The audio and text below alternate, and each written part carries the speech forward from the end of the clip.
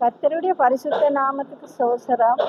நாங்கள் இந்த 3 நாளும் தேவனுடைய வார்த்தையை அதிகமாக கேட்டு எங்களுக்கு அறியாததையும் புரியாததையும் எங்கள் புத்திக்கு எட்டாததையும் தேவன் எங்களுக்கு வெளிப்படுத்தினமைக்காக நன்றி செலுத்துகிறேன்.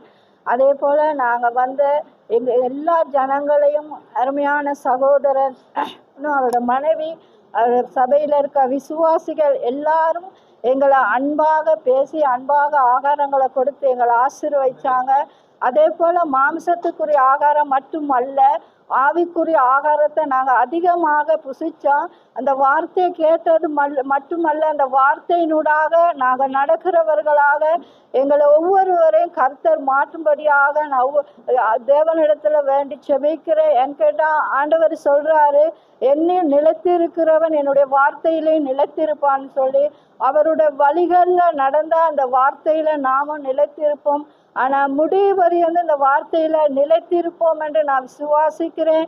இந்த கடைசி கால செய்தியில் நாங்கள் முடிவில் மகிமையில் ஏற்றுக்கொள்ளப்படுவார் என்று நாங்கள் விசுவாசித்து எல்லா ஜனங்களுக்கும் எங்களுடைய சபை சேர்ச்சி சார்பாக நாங்கள் நன்றியை செலுத்துகிறோம்.